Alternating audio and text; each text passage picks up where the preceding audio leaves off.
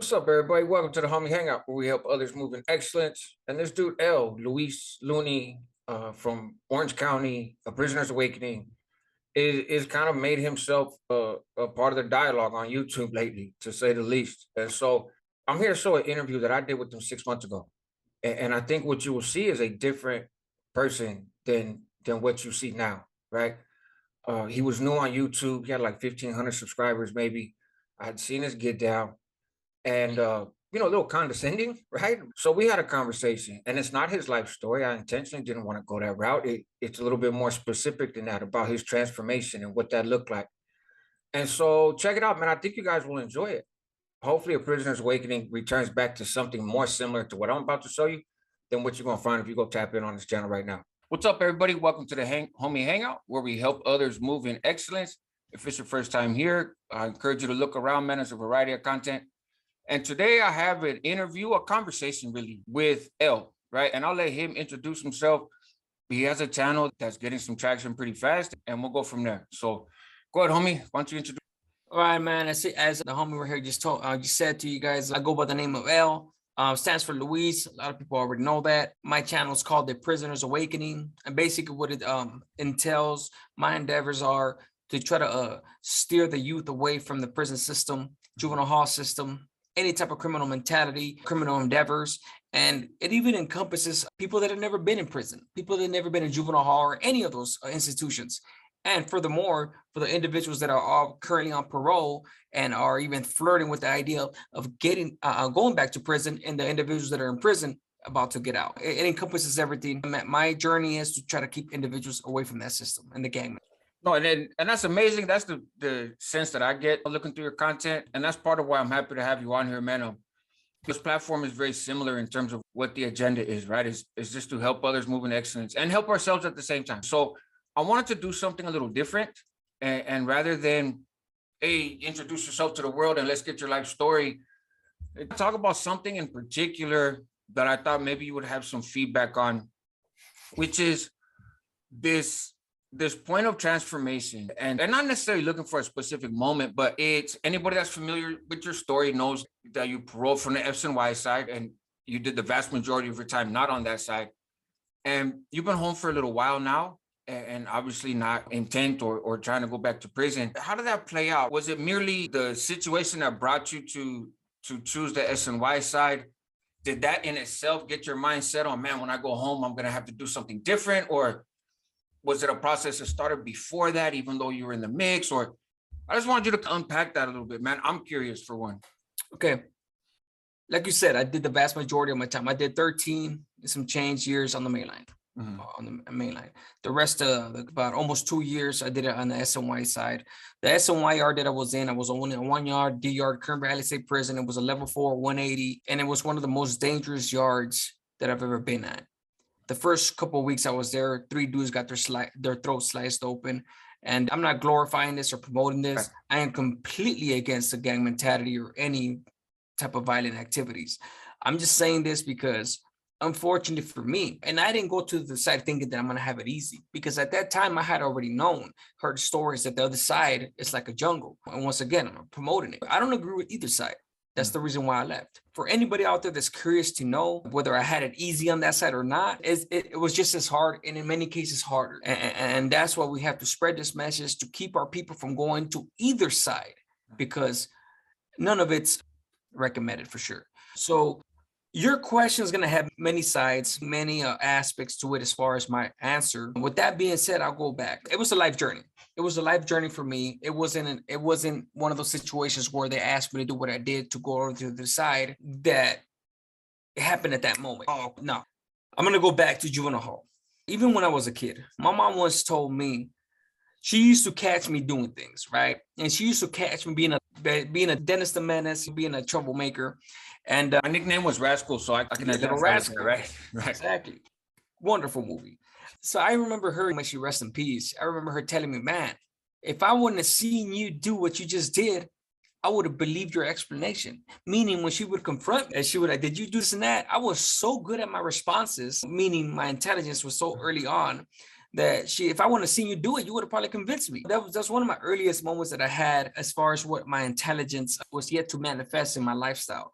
So moving forward, when I started doing time, unfortunately, in the neighborhood, in the gang world, essay, saw homes, this and that, reading a book or going to college, man, that's just, you look at them dudes like nerds. You dudes are nerds. We used to beat up on nerds. We used to pick on nerds, that type of shit. I was never a bully, thank God. But that was the mentality, like, nah, fuck a book, that type of shit. Excuse my language.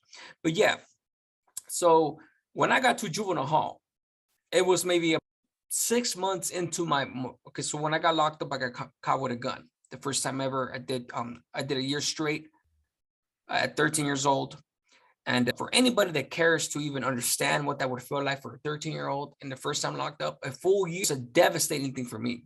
As far as, damn, that's a year, that's an eternity. If anybody could go back and think of what it would be like for you to go, that's a full year of your life gone. Think about how a kid thinks. He can't even wait 2 days to get grounded, or a week grounded, or a month grounded. Think about a year. So I went in there thinking I was bad, doing all this.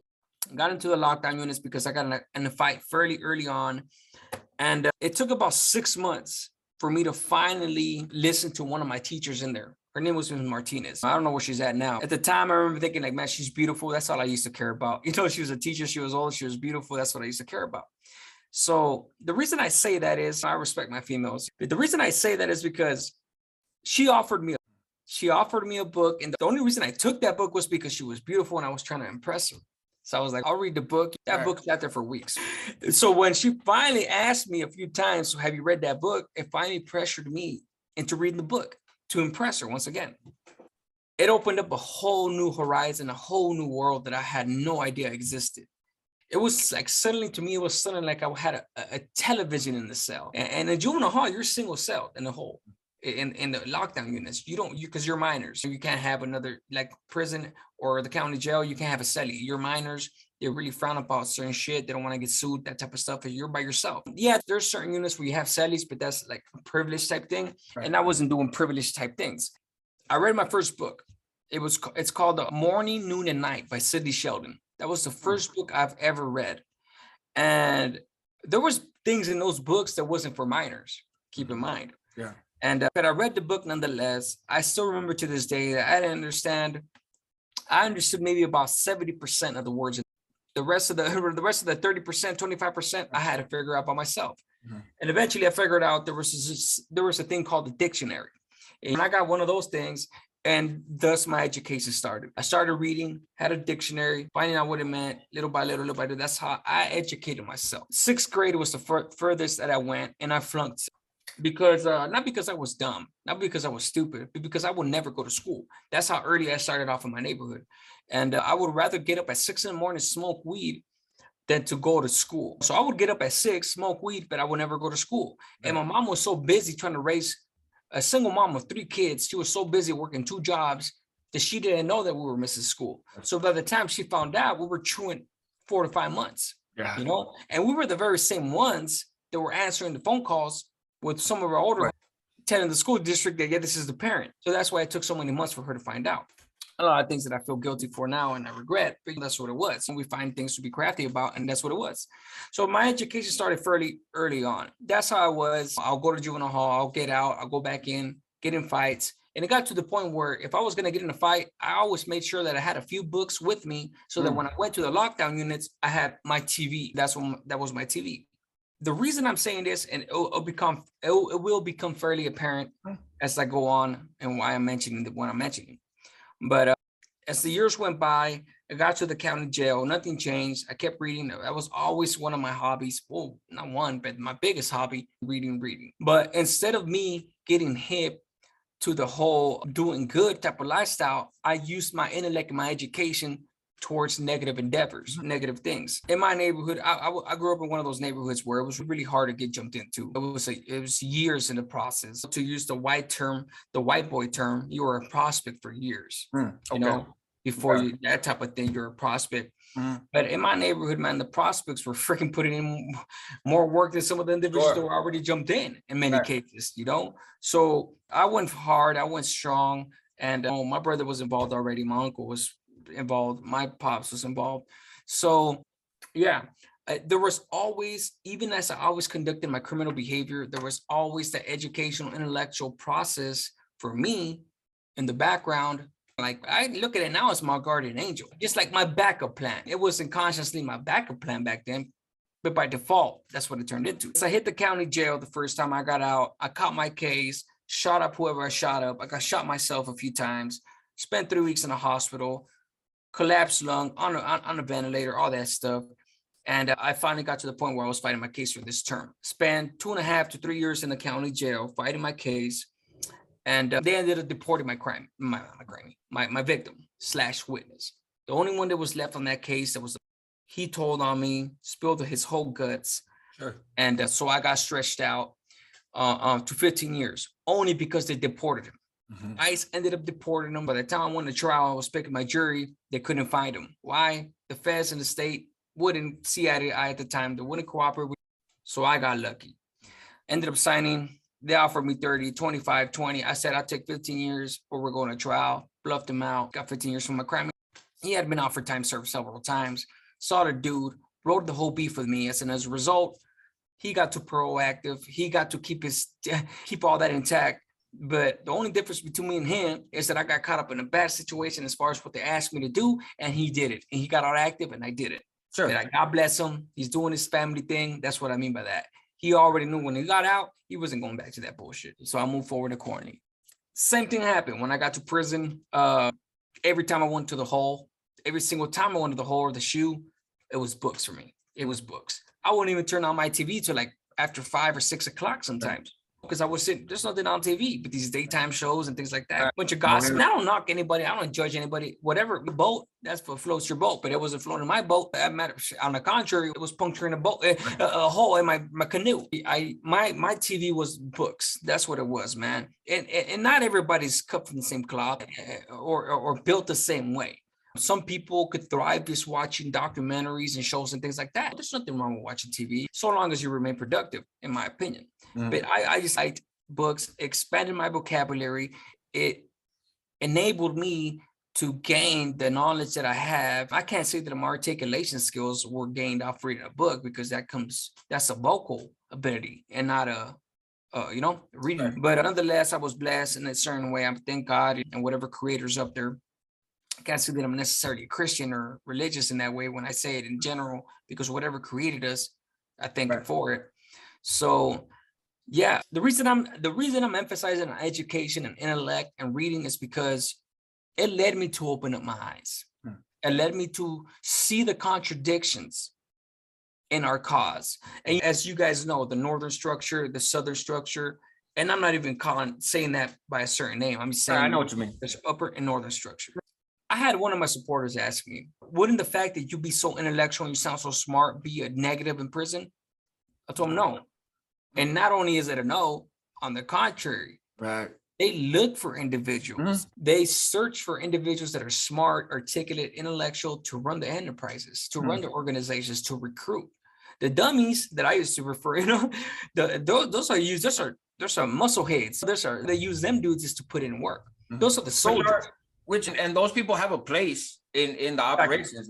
You need all the facets, hitters, right? Yeah, you need some crash test dummies, and you need some hitters, and you need some people that have a balance. And if you're gonna do, again, the classic disclaimer, constant disclaimer of not promoting or advocating, but if you're gonna operate in that lifestyle, then yeah, there's a diversity of people.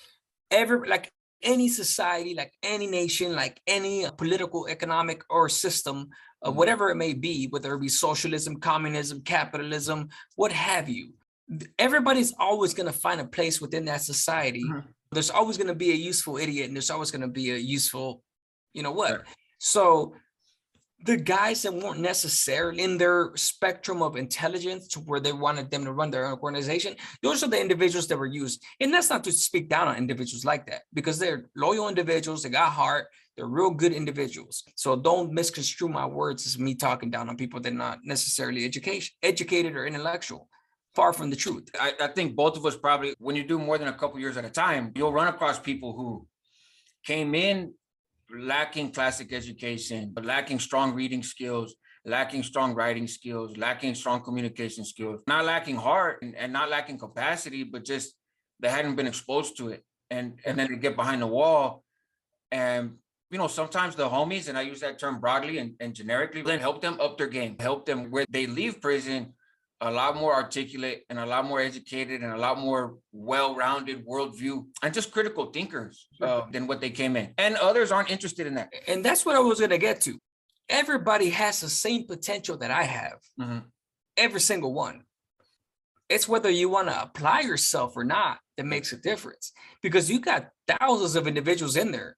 Mm-hmm. They just want to put in work, or they just want to watch TV. They don't want education. Right. But if they happen to be, that's why I say that I just happen to be the one that likes reading, as opposed to the individual that likes learning from documentaries and visual. There's visual learners and there's book learners type. Every single individual has the same potential that I do. It's whether you apply yourself or not that makes a difference. And right. Like you said, I had studies in there in the hole that sat there all day looking at a wall. They had street smarts, they had political smarts, they knew the rules up and down. But as far as it came to reading a book, they just weren't trying to read. Right. But if they were to read one book, they would have messed around and found out that shit, they're smarter than me, or just as smart. So no, you're absolutely right when it comes to that. It's not a stupidity thing in their part. It's not that they're dumb and they can't learn. It's just that they didn't want to apply themselves. And unfortunately, you need those type of individuals to have to be used as soldiers, because not everybody could be a brainiac and not everybody could be a soldier. You need some of both to run an organization and to keep the organization strong in both aspects. You got your politicians and you got your soldiers in your army. That's just what it boils down to. There's correlations in every single facet of humanity, whether it be in prison or in regular day politics in the United States or Europe or Asia or right. Russia, or whatnot. So that's what led to my development. Educating myself, I seen the contradictions in the power structure, but with me, uniquely, I figured out fairly early on. And my older homies always told me, stay out of the politics. Stay away from drugs and stay out of the politics. I didn't necessarily listen to the drug part, but I sure as hell listened to the politic part. And I stayed out of it on purpose. So even though I assisted the senores and the Mexican mafia members from time to time, and I was involved with them deeply at certain times, but I never legitimately got involved, plugged in with them, because I was always aware of the fact that in politics, you could do everything right and still be wrong at the end of the day. True. Based on some individuals' affinity or ambition to get you out of the way. Right. And I recognized that fairly on. Not only was it instilled in me, but I recognized it like fairly soon when I got to prison. I started seeing all these individuals getting validated around the 2006. Mm-hmm. They started getting validated on a vast scale. Mm-hmm. So I said, I'm good. I had more than enough incentive and motivation to stay out of it. And I did. I flirted with the line. I tiptoed on the line. But for the most part, I stayed away. But I was still involved with them individuals because you had to be involved with them. Not only did I see the contradictions as I went, I chose to be the soldier. Mm-hmm. I knew I had the abilities and the potential of being a quote unquote general or one of them dudes. Not only did I have more potential than some of them dudes that are already made, and this is not to toot my own horn or not, this is just speaking facts.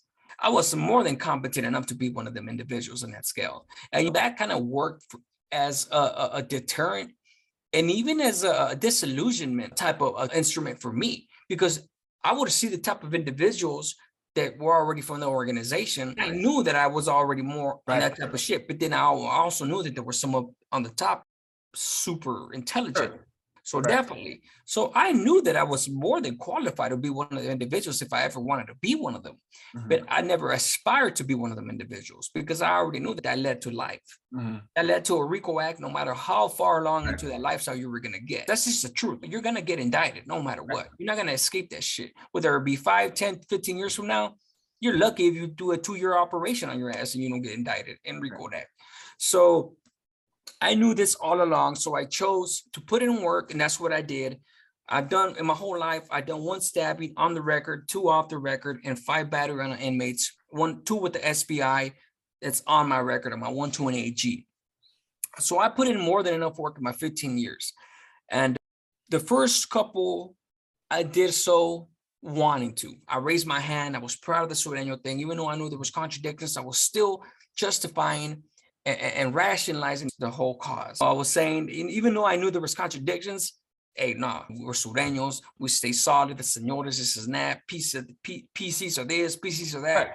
Anybody that sits there on my comments and talks about this and that, bro, I was there. I was there in many ways and more ways than you could ever even imagine. I've done more time, more serious, and rubbed shoulders with some of the realest dudes in the prison system than you could ever imagine. They just listen to my words now. And they can never fathom what I've been through. We're the bigger man. It comes to me. My mission and my message is that of positivity and to change this. So I could care less what they say. I know what I'm good.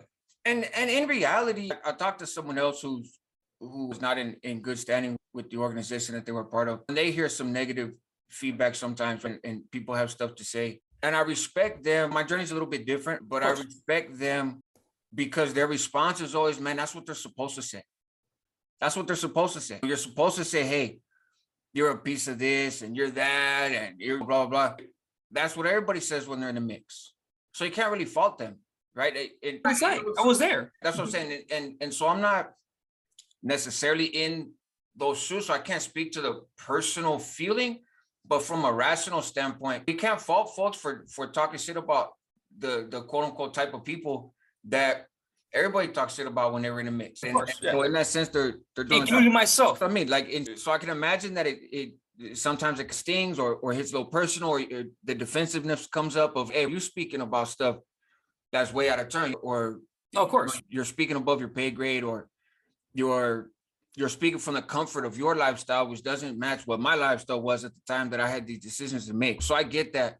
I'm wondering if you think, and it's a side note sort of, but hearing you talk, so do you think that the part of the reason that you continue to engage and you continue to commit yourself to the level that you did, even though knowing that reaching the heights of success, so to speak, in that lifestyle is not actually that successful at all, do you think part of that was just because the environment? Because it's sort of, hey, what if I had a choice, if I was in the free world, I may not do some of the things I'm doing, right? If I had other options.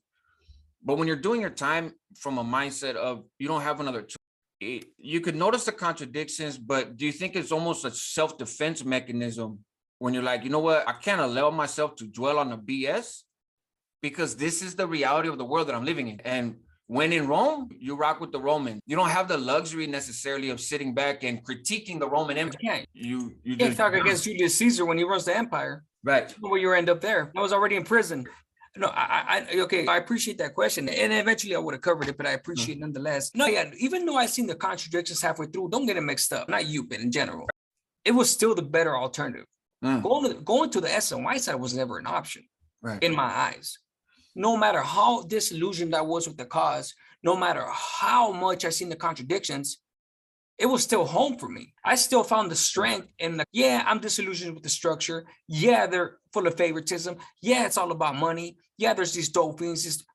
I still love the other side was never an option to me. I never was like, oh, okay, fuck this. I'm gonna go to nah, it was never an option. And the reason why I hung on towards the end is because I grew up in a solid ass neighborhood. I put in work. I have a body on me. I'm blocked up for shooting dudes. Put in all that. Most of like I said, the first initial wave, I was full-heartedly into it. After a while, it just became part of my soldier duties, and I just had to do what I had to do after seeing the contradictions. But no, going to the side was never an option, bro. I still love my Sureños. I still love the cause. I still love actives, whether they be Northern, blacks, whites, not. The active side was still what I was all about. So as disgruntled as I may have been, that shit was never an option. But somewhere along the lines, bro, as I started seeing the cause for what it was and the truth of things, and I started, like I said, it was a mixture of everything. My daughter telling me, Dad, when are you coming home? Dad, are you gonna stay out this time? Yeah. Dad. Because in my life, my baby's mom, her dad is her sister's dad's doing life. Her dad's doing life, in and out of prison, doing life. My dad been locked up. My uncle's been locked up. My brother's in and out. He's been to the Bay, to the shoot, all that shit. And I started seeing, I have about 8 nieces and nephews, and they've never been raised by their parents because they're in the system. I have one daughter. I have a newborn now, but I had one daughter. For 15 years, I knew I was going to make it. And I chose the lifestyle over her every single time. So when I got close to the 10-year mark, 11, 12-year mark, I started asking myself these questions, and I got so close to my 15-year term. I was like, all right, cool. I'm getting close. When I first started, I was all right, cool. Fuck it. I'm doing life. Right. That's how I seen it. I'm doing life.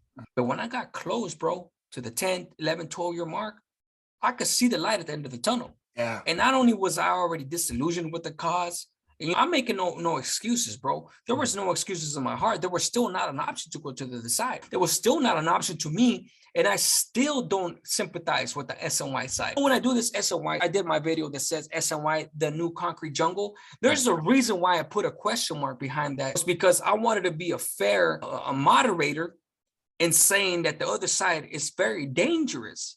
But a lot of people are going to automatically think that I'm glorifying them. And I'm not glorifying them dudes. Right. Not, on the contrary. How can you leave one gang to join another gang over there after you dishonored yourself?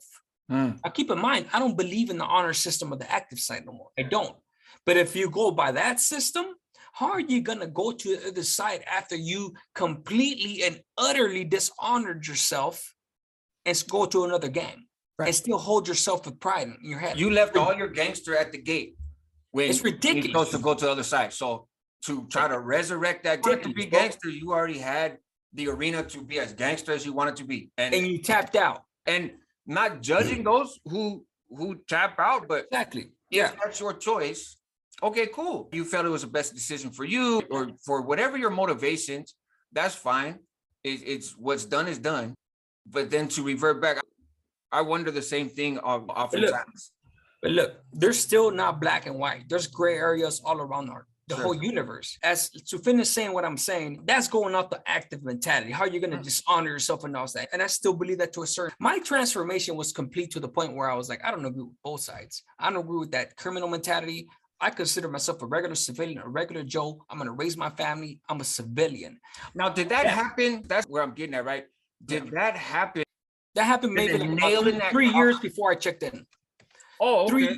And let me tell you how it happened. Okay. I started listening to talk radio, political talk radio, and it pretty much led me to a transformation. Having had the education that I did, and then listening to political talk radio, whether it be Democrat, conservative, American talk radio, that's really what led me to transform myself. And that dude boxer Enriquez, that Mexican mafia dropout, a lot of people say that he's really didn't change this and that. He has the same transformation that I had. He got the American pride in him like I do myself. It led me to become a regular person to the point where I see the gang lifestyle in all shapes and forms to be a complete contradiction to what I now believed. So I transformed myself in one of the most unorthodox ways, in one of the most unlikely places on earth, in prison, but that's how it happened. So maybe about 2 to 3 years before they even asked me to kill my cellie, I had already changed in more ways than anybody could ever imagine. So it got to the point where I was sitting there with the bald head, tattoos all over the place, but I just wanted to be a regular citizen. And that's how I was. Wanted to get out, and I wanted to make my mom proud. I wanted to make my family proud. And that's not to say that I'm sitting here trying to talk bad on the gang mentality, under my homeboys and all that. I was just a different person, bro. To me, it was like, I'm going to get out, I'm going to leave that behind, and I'm going to get out in good graces. That being said, I was still wanting to be selfish. I still wanted to be proactive because I knew that I didn't want to throw away everything that I had worked so hard for. Right. You understand me?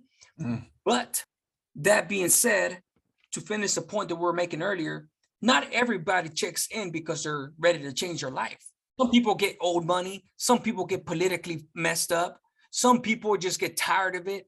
It doesn't mean that when they get to the other side and they join a gang, doesn't mean that we're done with it. A lot of people on the other side, to keep it real, hey, bro, I got in a few fights over there. And I seen why people join the gangs. They would do it for protection. They're scared. But I decided to roll with a few of my homeboys.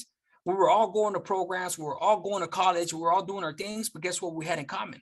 We could all put in work at the drop of a dime if somebody fucked with us. And we stuck together and we stayed strong. And I was glad I only spent time on one SNY yard. And it was one of the most dangerous yards, 180, meaning that everybody there had life. Everybody there was either a gang member on the other side, and everybody was sitting there on a sick one. But we found strength in each other. So if anybody ever wanted to mess with us, they knew that we were going to handle our business. With that being said, we were going to programs and they knew we were on a positive trip. So they stayed away from us, bro. Like I said, not everybody goes to the other side. So I get why dudes join those gangs. But those that go from the other side, how can you pretend to not have dishonored yourself? You know what I'm saying? Those that join those gangs thinking they're still bad. I get why you would join a gang if you were trying to get protection and you're scared. Okay, cool. But if you're still thinking you're hard and all that, you dishonored yourself already. That being said, to me, it didn't matter to me. I still try not to judge people no matter what. I treat people how they treat me. And that's just how it is. Yeah, like I said, 2 to 3 years before that, I was a completely transformed individual. So by the time they asked me to take on my celly, not only have I told myself when I got a Tehachapi that I was not going to catch no more time, I just didn't foresee what was going to happen to me. I didn't foresee that member of the organization was going to ask me to do what he was going to ask me to do. And unfortunately for me, and wanted to parole active and conserve the reputation that I had, because everything was good up until that point. Yeah, I stumbled here and there, but I always picked myself up and dust myself off, and I was still solid. I was still active, but I wasn't gonna catch life in prison, bro. Let's keep it real. There's this transformed person. Yeah. Now that you had started, and by that point, we're already on the mindset of part of your head was already in the streets, in the sense of, I'm looking at what I'm gonna do when I get out of here. I'm going to go with the flow and not rock the boat and try to slide out of here now. But I'm not announcing that there's limits to what I'm willing to do. But the reality is there are limits to what I'm willing to do. Exactly. And then all of a sudden, and you know what? Now you came to a decision point where those limits butted up against the reality of your environment. Yeah. And now there's a choice to make. And I was still indoctrinated in my lifestyle, because a big part of my life was because of my brother. Me and my brother grew up in a neighborhood and we're a team. Saw knowledge from my neighborhood. I was still willing to do a pegada. I was still willing to catch 3 to 5 years for a pegada. So it wasn't completely, no, I'm not willing to do nothing else. If they would have told me, hey, go out there, this fool got something coming, you got to blast him, I would have done it, my boy. I would have done everything in my power to try to get that weapon and flushed it or something. I would have tried to figure, but when they asked me to kill my celly on a lockdown, it was just me and him. I knew that, if Zeus came down from the tops of the earth and told me, look, take your celly out, and I guarantee you will never get snatched up years later with the DA referral, I would have done it. And I'm going to be real, because I was still selfish. I was still wanted to preserve that, because I had built such a reputation. And the thing with my brother, because we were a team. So me dishonoring myself was going to dishonor him and stain him in the process. Yeah. And even though in our lifestyle, he's still considered his own man, and me going to the other side does not dictate his life at all, he's still going to be known as the one that has that brother that checked in. You know what I'm saying? So that's why I held on so strong, because, bro, I've been through some shit when I held on strong. And even if they would have told me, get out there, you're going to get a chequeada for saying no, I would have still took that. But let me tell you why I didn't do that either. The last hit I had seen in prison, they weren't even giving dudes a chance. They were putting 3 dudes on 1 dude. And you know how they were doing dudes? 1 dude that killed him. They waited for him to go down to do a burpee. And while he was doing the push-up, the dudes ran up at him and fucking kicked his head. Didn't even give him a chance to fight back. Wow. If you give me a chance to fight back, bro, I'll take my chances, take my licks, and fuck it. I would rather get a chequeada, actually, because I'm not going to pick up no more time. Right. I'll take an ass whooping and some holes in me. Fuck it. I'll take that risk. I really would have taken that risk. I'm not sitting here trying to be a badass, because I'm not, bro. And in hindsight, you know what? That's fucking stupid of me for having been willing to take that, honestly. But honestly, I would have been able to take that. But I seen the way that they were doing dudes. These fucking cowards these days, these dudes were being so much of cowards. And I say it in one of my videos, on one of my jales, and all the dudes that I ever did jales on, I got them from the front. Because it was always 2 against 1. You already, bro, if you can't give that dude the fair check when it's not a 1-on-1, bro, what kind of man are you, bro? Right. At least something to, you know what I'm saying? Right. I get it. I understand that they don't have that coming because it's a discipline. I get it. I get the whole thing. What's a discipline? You don't get that courtesy, whatever. I still gave him that courtesy, because you know what? My pride dictated such things. You know what? It's already 2. Okay. I'm going to give you that chance, bro, because it's 2-on-1. If I can't whoop your ass, dog, I don't deserve to be on it. You know what I'm saying? Right. So anyways, so I seen how they were doing it. I sat there in the stuff for 3 days after they had asked me for that favor. And I weighed everything. I was like, no, I can't do it. Carnal, I'm sorry. I can't do it. I know somewhere down the line, somebody's going to fucking tell on me. There's Mexican mafia members. There's Nuestra Familia members, mob members from the Italian mob, everywhere around the world that have debriefed, locked it up, and went to the other side. So don't sit here and tell me, not you, like people, don't sit here and tell me that a little old regular person like me is such a big disgrace when you had dudes on higher caliber that went to the other side. Right. It's not, I'm not setting precedent here. You know? So That being said, my respects to all organizations, man. I'm just speaking on my own experiences. I decided to leave because I just was not going to take that risk to catch life. Because maybe 5 years down the line, or even before I paroled, I fucked around and had a hold. Guess what happened? This dude checked in and said the whole thing. This dude that had the block, they're supposed to be higher than you, all of a sudden got himself in trouble, and he spilled the whole beans on your pegada. Yeah. And you never know. There's exactly. I've seen it happen too many times. So at this stage in my life, I can't even say you never know. And you're absolutely right when you say that. But at this point, for me, I'm too smart enough to even fathom the fact that I'd be able to get away with the fact of saying I never know. I had seen so many dudes get snatched up years into the thing, so many meseros get validated because the own dude in the mesa told on them. You know what I'm saying? So I was too smart for my own good in that cause. And so when they asked me to kill my celly, I said, no, I'm not going to do it. I'm good. I'm gone. I still thought about it for 3 days. I still contemplated the fact, try to sit and play chess with myself. But at the end of the day, I couldn't do it. I couldn't say no to my daughter. And I've been making it count. I'm out here. I'm doing my thing. I'm married. I have a newborn. I have my 18-year-old daughter almost. I got 2 other kids that I'm raising. I've been out for 3 years. I'm off parole. I'm doing my thing. I got a positive channel because I firmly believe, even before I was in prison, years before I got out, that's just not the lifestyle for anybody. I didn't check in and then I changed my mind. No, I changed my mind while I was active. Gotcha. I was just trying to parole active because I didn't want my brother to be disgraced. Yeah. No, that's and I'm glad you point that out. And I think you covered a lot of things that I wonder sometimes, and some stuff that I've heard from other people in my conversations. But not everybody's experiences are the same. Even if you can draw some similarities on paper, that doesn't always mean that there was similarities going on within them that led them to these steps. And so I'm glad, man. I think touching on how just going SNY does not mean that you're in a mindset to change your life.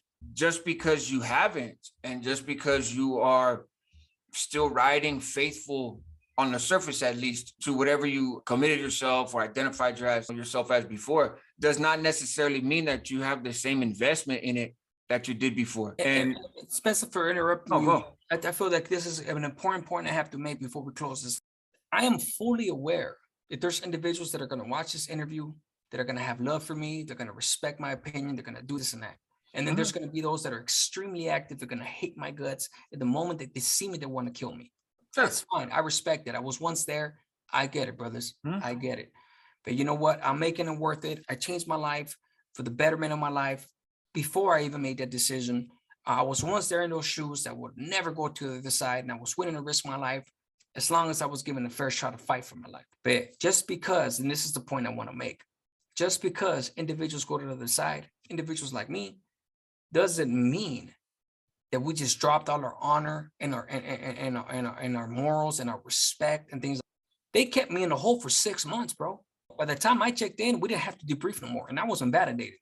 I always stayed away from the politics, and thank God I did that. So I never went through a step down program or none of those things. And this is, and I tell my brother, I don't talk to my brother ever since I started my channel because I just don't want to get him in trouble. He's still active. And I'm talking about extremely active. He's plugged in and everything. The reason I don't talk to him is because I don't want to jeopardize his career. But that being said, the only reason he was still talking to me was because 1, I wasn't active no more. 2, I was a civilian. And 3, I never told on anybody. I never got anybody's cell hit. And he told me, and this is my pride. He told me, yeah, I ran a make on you. Yeah, you never told on nobody. That's why I still fuck with you. That's why I talk to you. And I told him, you don't have to talk to me, bro. You don't have to fucking talk to me. I love you. You're my brother. But don't get that shit twisted. I know I did what I did, but I lived my life honorably, bro, until the moment that I didn't with that one decision. My whole career was solid until I had to make that one decision based on somebody trying to give me life in prison.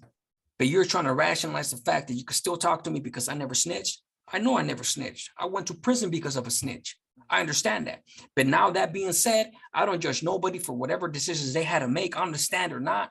I know that I never took a stand on nobody, and I know I never got nobody's cell hit. I left with my dignity intact in that sense because I knew how I felt to be the downfall of somebody because somebody was my downfall. Right. No, and even though he told me that's why he still fucks with me, I told him you don't need to. Fuck with me because you're my brother and you love me in your blood, not because of this political doctrine that you still have in your mind. Yeah, don't find some technical way, like you said. Exactly. Don't give yourself permission to talk to me because you're my brother. But even though I understand where it's coming from. I respect the fact that he talks to me and his political, because he has to look out for, and the reason he's being in the way when they asked him and the structure asks him, hey, why are you still fucking with your brother? One, my brother's never snitched and he's not gangbanging no more. He's not acting no more. He's a civilian. And they allow you to talk to your family members because it's your blood. And you got Mexican mafia members that have family members that locked it up. Sure. So it's just so prevalent now that they're allowed to talk. So when I get comments on the things that people like, wait till your brother finds out, or your brother's fucking up for talking, shut the fuck up. You never been nowhere. Excuse my language. But and I say that on purpose. You never been nowhere. You have no idea what you're talking about. This regular Joe out there that's never been to prison, just heard these rules. And, oh, you're talking to a PC. Shut the hell up, bro. Shut up.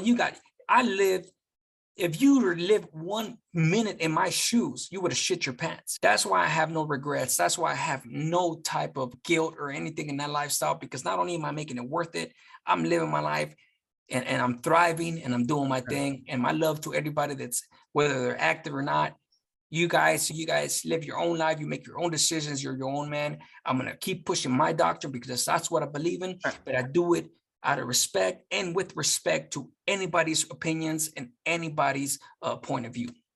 Absolutely. And I respect you for that. And as with life, no matter who you are and what lifestyle you've led, some people are going to agree with your decisions and some people aren't. And both of those groups of people are entitled to their feedback, right? At the end of the day, we got to be able to look ourselves in the mirror, whatever that entails. So I appreciate your time. I appreciate you coming on. I look forward to more conversations in the future. If you want to plug your channel again, obviously, please do. And at the end of this video, they put the little things up. So I'll put a link to your channel so that people can go check it out. Yeah, I appreciate that, bro. I look forward to more conversations. And my channel's called A Prisoner's Awakening. A Prisoner's Awakening, just like you see the name right there. And the reason why I decided to name my channel that was because this prisoner awoke. There was a point in my life, in my term, where I woke up. I had that epiphany, if you will. And I decided to wake up from all the bullshit that I was doing, and I decided to change my life.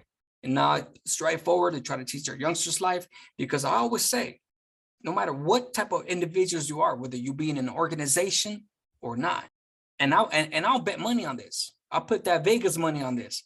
If I were to ask any individual right now, would you like your kid to go into your organization or your gang? Your little kid right now, would you have him be a gang member?